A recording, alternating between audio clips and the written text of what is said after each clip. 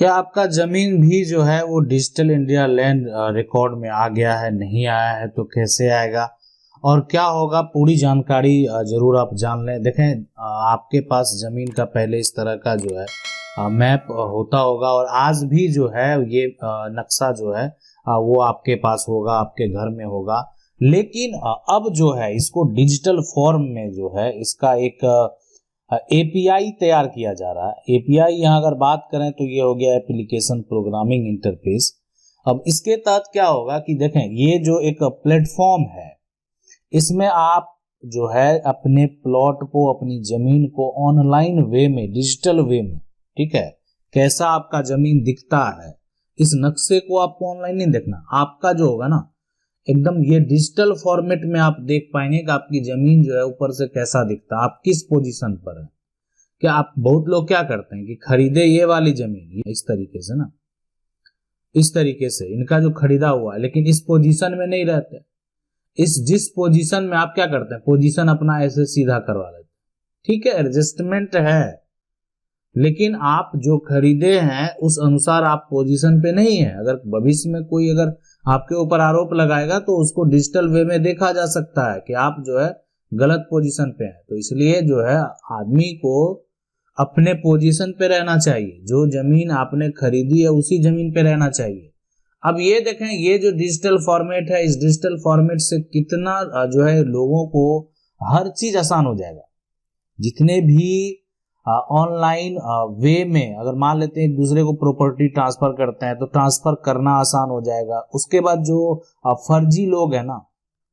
उसका तो धंधा बंद हो जाएगा। फर्जी लोग जो क्या करते हैं कि जमीन का जो है एक तरह से विवाद को उत्पन्न करते हैं, खास करके एक तरह से प्लॉट के मामले में जो है धोखा देने का काम करते हैं। तो उनका जो धंधा है वो बंद होने वाला है। क्यों कि इसलिए ये बंद होने वाला है कि अब ये डिजिटल में है, वे में है। अब वो वही लोग बेवकूफ बन सकते हैं जिनको कुछ पता नहीं है, और जिनको पता है उनको ये वो सारा इंफॉर्मेशन निकाल सकते हैं। इसलिए कि इसमें जो है जो भी प्रॉपर्टी का मालिक है उसका आधार लिंक रहेगा, है ना, उसका पैन लिंक रहेगा, मतलब जो भी प्रॉपर्टी है ना उसको एक पहचान दे दिया गया है। अब उससे क्या होगा कि आप जाके उसके असली मालिक को देख सकते हैं, असली मालिक का पता लगा सकते हैं और लैंड का पोजीशन जान सकते हैं। अब क्या होता है कि अभी के समय में, और अभी जो ये अगर आपका डिजिटल लैंड रिकॉर्ड में नहीं आया है तो बाद में क्या होगा, तो देखें अभी के समय में क्या होता है कि जमीन लोग खरीदते हैं, ठीक है, और खरीद लिए ये, लेकिन अब जो विक्रेता है, यहाँ पर विक्रेता है, ठीक है, अब विक्रेता का ये पूरा जो आप कह सकते हैं कि ये विक्रेता जो है इसको बेच दिया, पूरा प्लॉट जो है इसको बेच दिया। अब इस पे खरीदार जो है ना, खरीदार क्या करेगा, है ना, खरीदार के पास सिर्फ एक दस्तावेज आ गया, लेकिन अब ये खरीदार का जो है अभी तक जो है ऑनलाइन नहीं दिखा रहा है, ठीक है, खरीदार का जो इंफॉर्मेशन है ये ऑनलाइन नहीं दिखा रहा है कि संपत्ति का मालिक अब ये विक्रेता नहीं रहा। बाद में जाके भी देखेंगे तो यहाँ पर डाटा अपडेट होने में इतना स्लो प्रोसेस है, जो है काफी स्लो वे में जो है डाटा को अपडेट किया जाता है। लेकिन अगर इस तरीके से अपडेट किया जाए कि इस विक्रेता का नाम वहीं पर जो है उससे हट जाएगा, ठीक है, और जो खरीदार का नाम है वो नाम जो है आ जाएगा, तो आप समझ सकते हैं कि दोबारा जब उसको ऑनलाइन किया जाएगा तो जो खरीदा है, जो क्रेता है, उसका नाम वहां पे दर्ज हो जाएगा, तो वो देख सकता है कि अब किसकी जमीन है।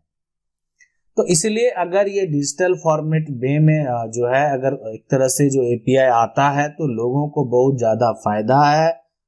तो तमाम जो फायदे की अगर बात करेंगे तो सिर्फ एक कोई फायदा नहीं है। सबसे पहला अगर बात करें यहाँ पर जो फायदे हैं तो अनेक फायदे हैं, है ना। सबसे पहला क्या कि जो भूमि एक भूमि का जो रिकॉर्ड है ना, तो भूमि रिकॉर्ड का जो आंकड़ा होगा वो आसानी से पता लगाया जा सकता है, तो आंकड़ों का पता जो है आसानी से लग सकता है। दूसरा अगर बात करें कि इसमें जो एक तरह से अगर पूरा डिटेल पता चल गया तो किसी प्रकार का जो विवाद है ना उसका हल आसानी से जो है वो निकाला जा सकता है। तो इस ये जो एप्लीकेशन है, ये एप्लीकेशन अगर डेवलप्ड होता है, ये प्रोजेक्ट अगर डिजिटल प्रोजेक्ट डेवलप्ड होता है, तो ये अगर मान लेते हैं आपके क्षेत्र में नहीं हुआ, तो जब होगा तो जो विवाद है किसी प्रकार का, वो विवाद का हल जो है वो जल्दी हो जाएगा। साथ में इसमें सरकार को भी फायदा है, इसलिए कि सरकार को भी जो है एक तरह से पूरा, इसलिए कि एक जगह सरकारी जमीन नहीं है, एक यहाँ पर है, एक यहाँ पर, अब कोई नए जो है प्रभारी आए, नए जो विभाग के मान लेते हैं कोई क्षेत्र के मंत्री आए, तब उनको जो है सारा एक एक करके देखेंगे कहाँ कहाँ क्या है, नहीं है, किन लोगों के पास कब्जा है। तो अब अगर इसका डिजिटल फॉर्मेट होता है तो आसानी से देखा जा सकता है ना, पता लगाया जा सकता है, कि प्लॉट को देखा जा सकता है कि एग्जैक्ट अभी वर्तमान में उस पर क्या है। तो अगर कोई भी अवैध तरीके का दखल है तो उसको नोटिस भेजा जा सकता है, उसको खाली करवाया जा सकता है। तो ये सभी बेनिफिट हैं, ये सरकार को भी बेनिफिट है, मतलब आम लोगों को भी फायदा है, सरकार को भी फायदा है। सरकार को भी अपनी जमीन जो है ना करने में, या वहां पर कोई भी प्रोजेक्ट लॉन्च करने में, उनको जो है पता चल जाएगा कि मेरी जमीन कहाँ पर है, और वहां पर वो प्रोजेक्ट जो है सक्सेस हो सकता है या नहीं हो सकता है। अब कहेंगे नुकसान क्या होगा, देखें नुकसान ये होगा फिलहाल जो अगर बात करें तो, कि अभी जो सारा प्रोसेस किया जाएगा वो किस आधार पे किया जाएगा, कि जो वर्तमान में जमीन का है ना, वर्तमान में जो इंफॉर्मेशन है ना, इंफॉर्मेशन है उसके आधार पे किया जाएगा। तो वर्तमान में किसी का गलत है ना, जिसका मामला सिविल कोर्ट में है, तो उसका अगर इंफॉर्मेशन डिजिटल फॉर्मेट में हो जाता है, ठीक है, भविष्य में सिविल कोर्ट का जब फैसला आएगा, मान लेते हैं सिविल कोर्ट का जिस दिन फैसला आएगा, सिविल कोर्ट का जिस दिन आदेश आएगा, तो वो उसमें चेंज तो किया जाएगा, लेकिन वर्तमान में वहां पर जो है अगर कोई भी जो डिजिटल फॉर्मेट में है, और सरकार का एक हमेशा ये भी प्रयास रहा है कि साथ में किसी भी प्लॉट पे अगर विवाद है,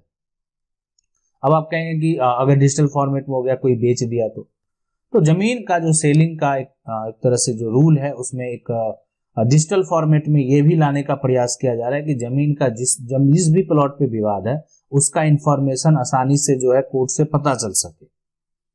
है ना, मतलब कोर्ट के पास या निबंधन कार्यालय के पास भी ये जो है इंफॉर्मेशन मौजूद हो कि इस प्लॉट पे अभी इस प्रकार का विवाद जो है वो चल रहा है, इसका अभी सॉर्ट आउट नहीं हुआ, जिस दिन फाइनल हो जाएगा उस दिन उसका समस्या का हल जो है वो, अगर समस्या का हल हो गया तो उसके बाद लोग बेचे, उसको क्या करे कोई फर्क नहीं पड़ता है, लेकिन अगर नहीं हुआ है तब बेच रहा है तो फिर तो दिक्कत वाली बात है। तो ये जो सिस्टम है अगर आपके क्षेत्र में लागू नहीं हुआ है तो जरूर लागू होगा, भविष्य में तो होना ही है। आज देखें सारा जो सिस्टम है ऑनलाइन प्लेटफॉर्म पे है, आ गया है, आपके पास जितना पैसा है वो पैसा जो है आपका ऑनलाइन प्लेटफॉर्म पे ही, डिजिटल प्लेटफॉर्म पे ही है ना। आप बैंक का जो इंफॉर्मेशन है अब वो कोई दस्तावेज में नहीं रहता, अब वो डिजिटल प्लेटफॉर्म पे रहता है। तो इसीलिए यानी उसका जो इंफॉर्मेशन है मौजूद रहता है वो, और वहां पर है उसी तरीके से जो आपकी प्रॉपर्टी है वो भी डिजिटल प्लेटफॉर्म पे जो है वो मौजूद रहेगा। आप अपनी संपत्ति को, आप अपनी प्रॉपर्टी को देख पाएंगे, और किसके नाम से प्रॉपर्टी है, किसका उसमें राइट होगा, है ना, कौन उसके उत्तराधिकारी होंगे, जो उत्तराधिकारी होंगे उसी का उस प्रॉपर्टी पे जो है अधिकार होगा। तो डिजिटल प्लेटफॉर्म हो जाने से लोगों को बहुत फायदा है, हाँ, लेकिन उन लोगों को फायदा नहीं है, नुकसान किनको है, नुकसान उनको है जो एक तरह से इसमें जालसाजी करते थे, है ना, जालसाजी करने वाले को जो है नुकसान। अब जो है किसी का एक बार नहीं 2 बार प्लॉट को बेच देते थे, है ना, फर्जी जो है एक तरह से रजिस्ट्री कर देते थे, तो उन लोगों को जो है नुकसान। अब वो तो क्या करते थे, पैसा लेके विवाद को उत्पन्न करते थे। अब तो पता चल जाएगा कि ये जमीन पे विवाद चल रहा है, आप आगे बेच ही नहीं पाएंगे। नहीं तो पहले क्या होता था, एक दूसरे के बीच में विवाद चल रहा, थर्ड पार्टी आया और उस जमीन को जो है एक तीसरे के हाथ में बेच दिया। अब उस पे भी विवाद आ गया, अगर ठीक है वो व्यक्ति जो है थोड़ा बाहुबली टाइप का है, दबंग है, जमीन पे आके जो है जबरन कब्जा कर लिया, तो अगर उस व्यक्ति से ज्यादा दबंग है जो बेचा है, जो गलती किया, जो धोखा दिया है, तो उस पे तो आके कब्जा कर लेगा। तो लेकिन अगर मान लेते हैं कि जो एक तरह से यहाँ पर वैसा व्यक्ति है जो कि